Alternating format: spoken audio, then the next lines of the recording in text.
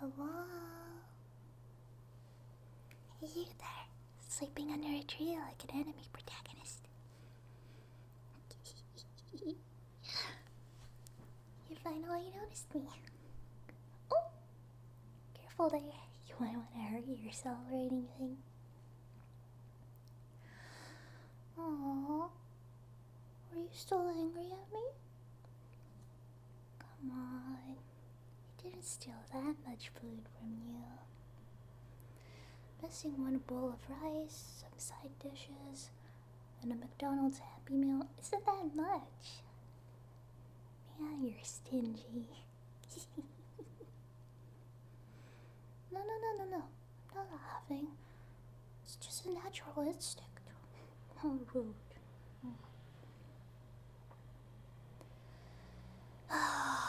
Fine.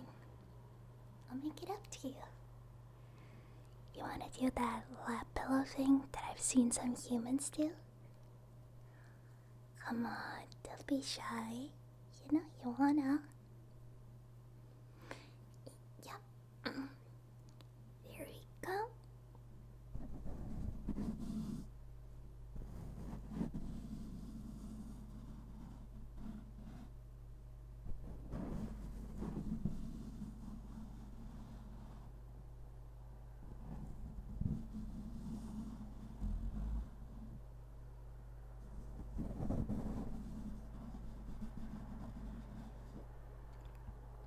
Is this okay?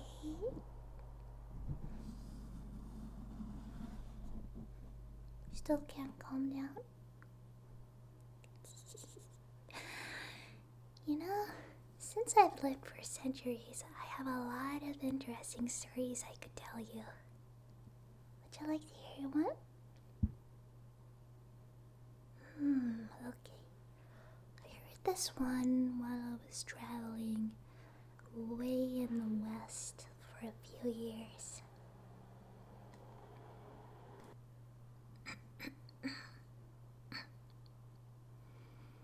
The Holodomor, Ukrainian Holodomor, derived from Mor iti Holodom, to kill by starvation, was a man-made famine in Soviet Ukraine from 1942 to 1943 that killed millions of Ukrainians. It is also known as the Terror Famine and Famine Genocide in Ukraine, and sometimes referred to as the Great Famine or the Ukrainian Genocide of 1942 to 1943. It was part of the wider Soviet famine of 1942 to 1943, which affected the major grain-producing areas of the country. During the Holodomor, millions of inhabitants of Ukraine, the majority of whom were ethnic Ukrainians, died of starvation in a peacetime catastrophe unprecedented in the history of Ukraine. Since 2006, the Holodomor has been recognized by Ukraine and 15 other countries as a genocide of the Ukrainian people carried out by the Soviet government. Early estimates of the death toll by scholars and government officials varied greatly. According to higher estimates, up to 12 million ethnic Ukrainians were said to have perished as a result of the famine. A UN joint statement signed by 25 countries in 2003 declared that 7 to 10 million perished. Research has since narrowed the estimates to between 3.3 and 7.5 million. According to the findings of the Court of Appeal of Kiev in 2010, the demographic losses due to the famine accounted to 10 million, with 3.9 million direct famine deaths and a further 6.1 million birth deficits. The term Holodomor emphasizes the famine's man-made and intentional aspects, such as rejection of outside aid, confiscation of all household foodstuffs, and restriction of population movement. Whether the Holodomor was genocide is still the subject of academic debate, as are the causes of the famine and intentionality sorry, I'm a little clumsy, of the deaths. Some scholars believe that the famine was planned by Joseph Stalin to eliminate a Ukrainian independence movement, while some historians dispute its characterization as a genocide. The loss of life has been compared to that of the Holocaust.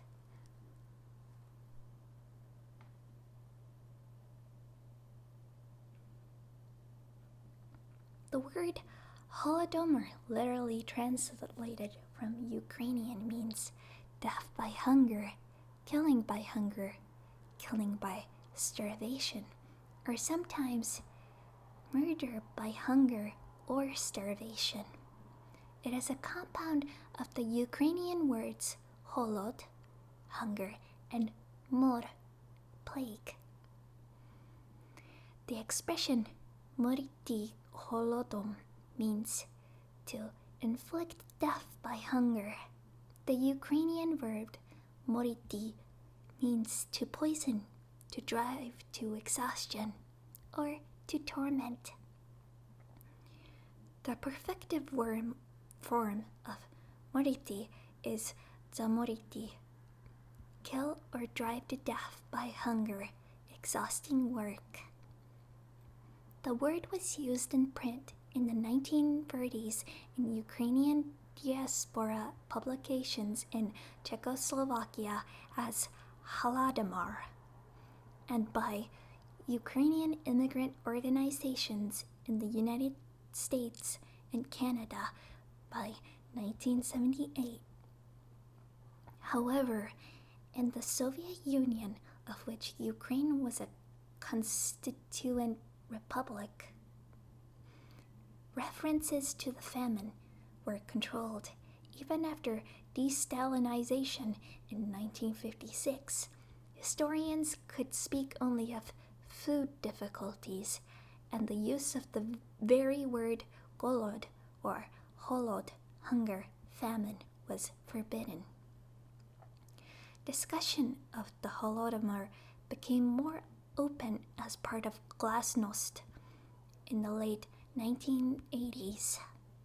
In Ukraine, the first official use of the word was a December 1987 speech by Volodymyr Shcherbitsky, first secretary of the Central Committee of the Communist Party of Ukraine, on the occasion of the Republic's 17th anniversary. An early public usage in the Soviet Union was in February 1988 speech by Oleksiy Musyenko, Deputy Secretary for Ideological Matters of the party organization of the Kiev branch of the Union of Soviet Writers in Ukraine. The term may have first appeared in print in the Soviet Union on 18 July 1988, when his article on the topic was published. Holodomor is now an entry in the modern 2-volume dictionary of the Ukrainian language, published in 2004, described as artificial hunger organized on a vast scale by a criminal regime against the country's population. According to Elazar Barkin, Elizabeth A. Cole, and Kai Struve, there is a competition among victims in constructing an Ukrainian Holocaust. They note that since the 1990s, the term has been adopted by anti-communists due to its similarity to the Holocaust, in an attempt to promote the narrative that the communists killed 10 million Ukrainians while the Nazis only killed 6 million Jews. They further note that the term was introduced and popularized by the Ukrainian diaspora in North America before Ukraine became independent, and that the term Holocaust is not explained at all. This has been used to create a victimized national narrative and compete with the Jewish narrative in order to obscure the dark sides of Ukraine's national history and to counter accusations that their fathers collaborated with the Germans. The famine affected the Ukrainian SSR as well as the Moldavian. Yeah, I think that's... I forgot how they pronounced it, but it was Moldavian? Moldavian Autonomous Soviet Socialist Republic, a part of the Ukrainian SSR at the time.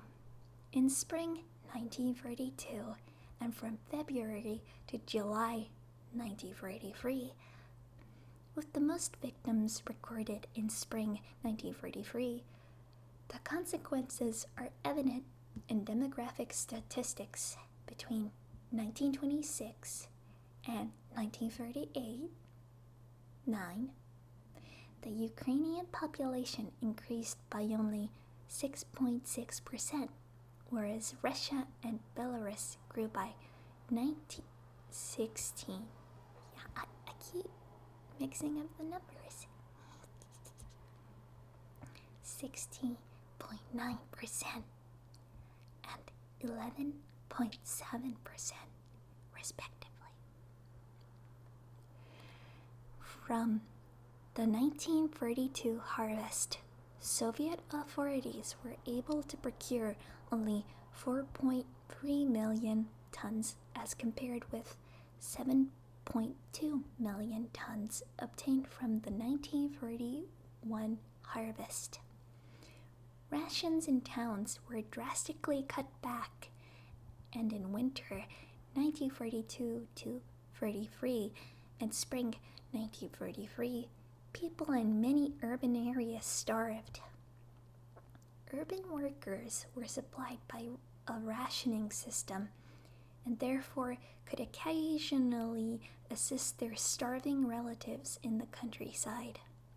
But rations were gradually cut, and by spring 1943, urban residents also faced starvation. At the same time, workers were shown agitprop movies depicting peasants as counter-revolutionaries who hid grain and potatoes at a time when workers who were constructing the bright future of socialism were starving. The first reports of mass malnutrition and deaths from starvation emerged from two urban areas of the city of Uman, reported in January 1933 by Vinnytsia in Kiev Oblasts. By mid-January 1933, there were reports about mass difficulties with food in urban areas, which had been undersupplied for the rationing system, and deaths from starvation among authorities in Ukrainian GPU. The most affected area was Dnipropetrovsk Oblast, which also suffered from epidemics of typhus and malaria. Odessa and Kiev Oblast were second and third, respectively. By mid-March, most of the reports of starvation originated from Kiev Oblast. By mid-April 1933, Kharkiv Oblast reached the top of the most affected list, while Kiev, Dnipropetrovsk, Odessa, Vinnytsia, and Donetsk oblasts and Moldavian SSR were next on the list. Reports about mass deaths from starvation dated mid-May for the beginning of June 1943 originated from rayons in Kiev and Kharkiv oblasts. The less affected list noted Chernihiv Oblast and northern parts of Kiev and Vinnytsia oblasts. The Central Committee of the CP of Ukraine decree of 8 February 1943 said no hunger cases should have remained untreated. Local authorities had to submit reports about the numbers suffering from hunger, the reasons for hunger, number of deaths from hunger, food aid provided from local sources, and centrally provided food aid required. The GPU managed parallel reporting and food assistance in the Ukrainian SSR. Many regional reports and most of the central summary reports are available from present-day central and regional Ukrainian archives.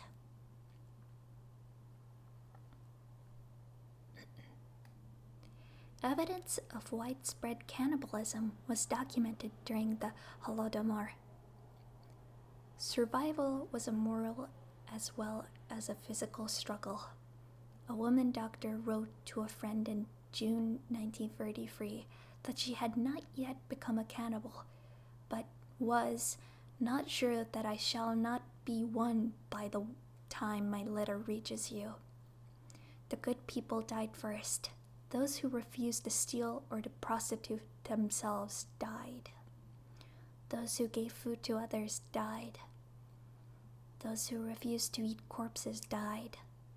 Those who refused to kill their fellow man died. Parents who resisted cannibalism died before their children did. The Soviet regime printed posters declaring to eat your own children is a barbarian act. More than 2,500 people were convicted of cannibalism during the Holodomor. The reasons for the famine are a subject of scholarly and political debate. Some scholars suggest that the man-made famine was a consequence of the economic problems associated with changes implemented during the period of Soviet industrialization. There are also those who blame a systematic set of policies perpetrated by the Soviet government under Stalin, designated to exterminate the Ukrainians. The collectivization policy was enforced, entailing extreme crisis and contributing to the famine. In 1929 to 1930, peasants were induced to transfer land and livestock to state-owned farms, on which they would work as day laborers for payment in kind. Collectivization in the Soviet Union, including the Ukrainian SSR, was not popular among the peasantry, and forced collectivization led to numerous peasant revolts. The first 5-year plan changed the output expected from Ukrainian farms, from the familiar crop of grain to unfamiliar crops like sugar beets and cotton. In addition, the situation was exacerbated by poor administration of the plan and the lack of relevant general management. Significant amounts of grain remained unharvested, and even when harvested, a significant percentage was lost during processing, transportation, or storage.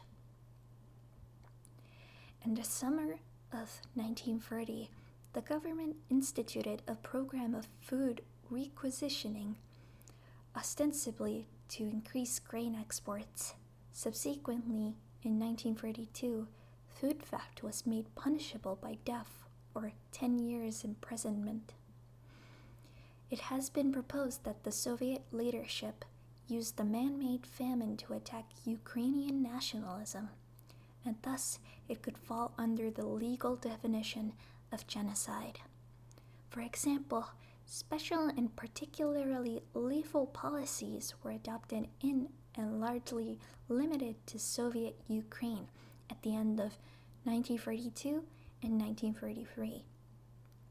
According to Snyder, each of them may seem like an anodyne administrative measure, and each of them was certainly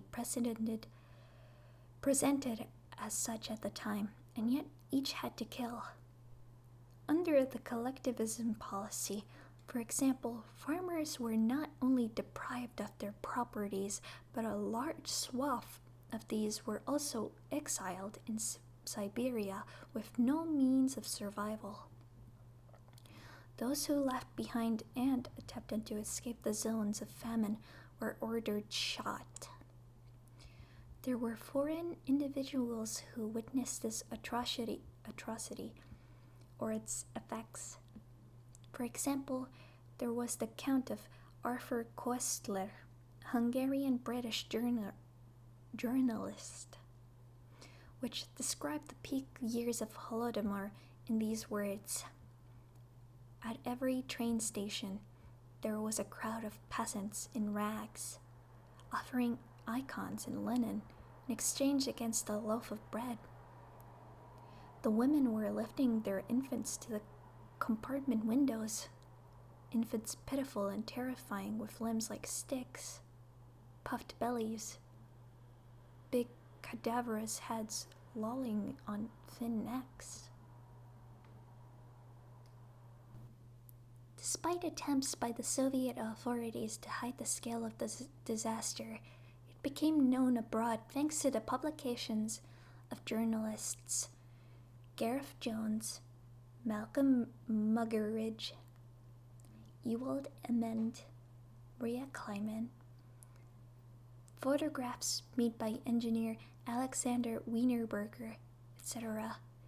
In response, the Soviet Union launched a counter-propaganda campaign whereby celebrities such as Bernard Shaw, Edward Harriet, and several others traveled to the USSR and then made statements that they had not seen hunger. During the German occupation of Ukraine, the occupation authorities allowed the publication of articles in local newspapers about Holodomor and other communist crimes, but they also did not want to pay too much attention to this issue in order to avoid stirring national sentiment. In 1942, Stepan Sosnovy, an agronomist in Kharkiv, published a comprehensive statistical research on the number of Holodomor casualties based on documents from Soviet archives. In the post-war period, the Ukrainian diaspora disseminated information about the Holodomor in Europe and North America. At first, the public attitude was rather cautious, as the information came from people who had lived in the occupied territories, but it gradually changed in the 1950s. Scientific study of the Holodomor, based on the growing number of memoirs published by survivors, began in the 1950s. By the end of 1933, millions of people had starved to death or otherwise died unnaturally in the Soviet republics. Total population loss, including stillbirth, across the Union is estimated at 6 to 7 million. The Soviet Union long denied that the famine had taken place. The NKVD, and later KGB, controlled the archives for the Holodomor period and made relevant records available very slowly. The exact number of victims remains unknown and is probably impossible to estimate, even within a margin of error of 100,000. Some professional historians, particularly Ukrainian, have estimated fatalities as in the region of 7 to 10 million.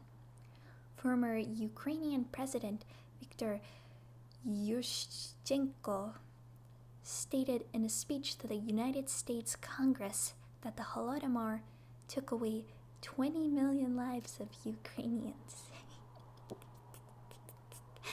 Okay, this time I'm kind of laughing.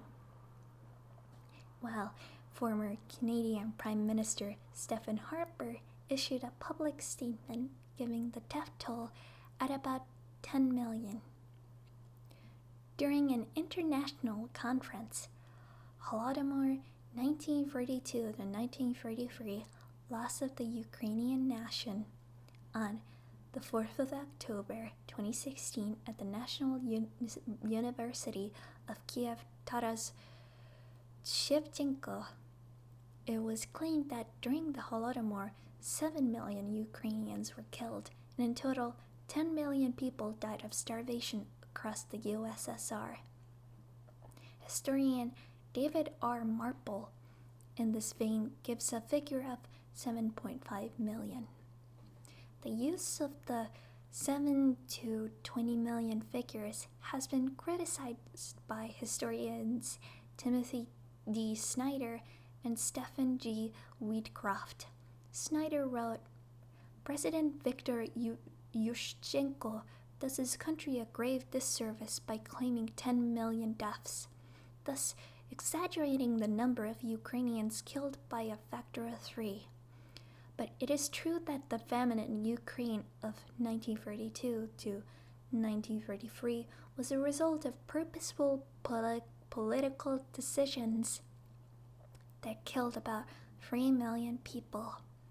In an email to Post Media News, Wheatcroft wrote, I find it regrettable that Stephen Harper and other leading Western politicians are continuing to use such exaggerated figures for Ukrainian famine mortality, and there is absolutely no basis for accepting a figure of 10 million Ukrainians dying as a result of the famine of 1932 to 33. Estimates vary on their coverage, with some using the 1933 Ukraine borders, some of the current borders, and some counting ethnic Ukrainians. Some extrapolate on the basis of deaths in a given area, while others use archival data. Some historians question the accuracy of Soviet censuses. Is it censuses? I feel like I'm saying it wrong. As they may reflect Soviet propaganda. Other estimates come from recorded discussions between world leaders. In an August 1942 conversation, Stalin gave Winston Churchill his estimates of the number of kulaks who were repressed for resisting collectivization as 10 million, and all of the Soviet Union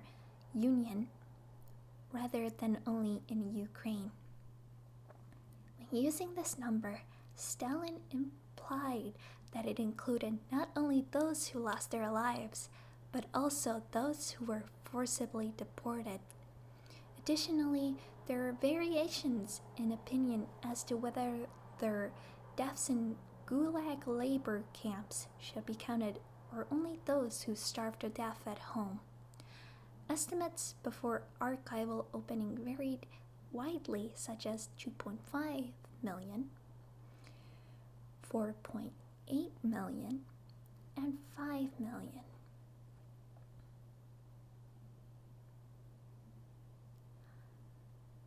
Now, Scholars continue to debate whether the I can't say words today.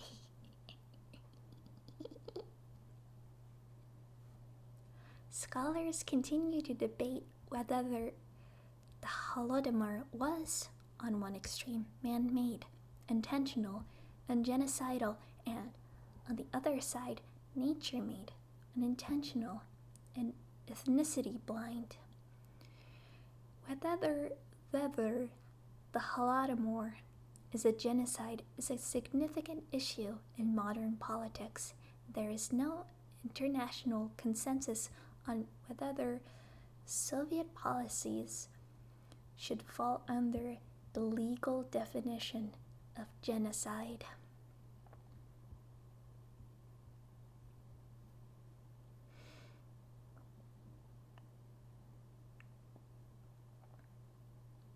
To honor those who perished in the Holodomor, monuments have been dedicated and public events held annually in Ukraine and worldwide.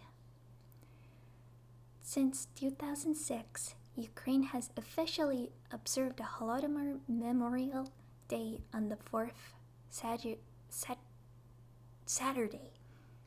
Sorry. I'm kind of embarrassed that I keep messing up. Of November.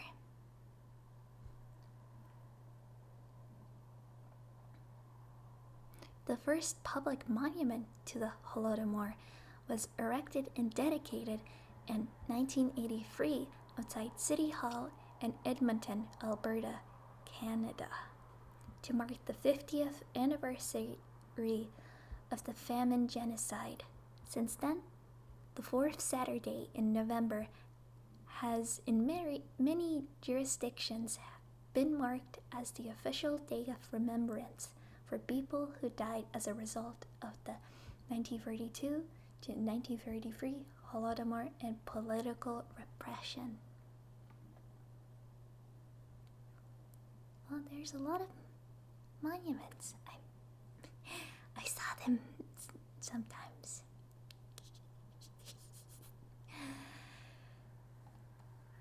I travel a lot. It's kind of a hobby since I've lived for so long.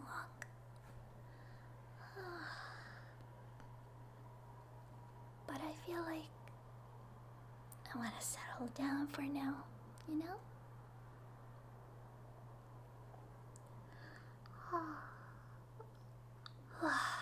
All the sun is making me sleepy.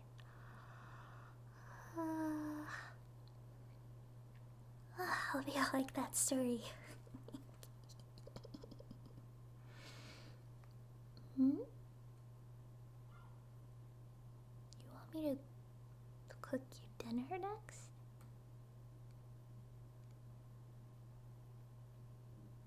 What do you think I am, a maid?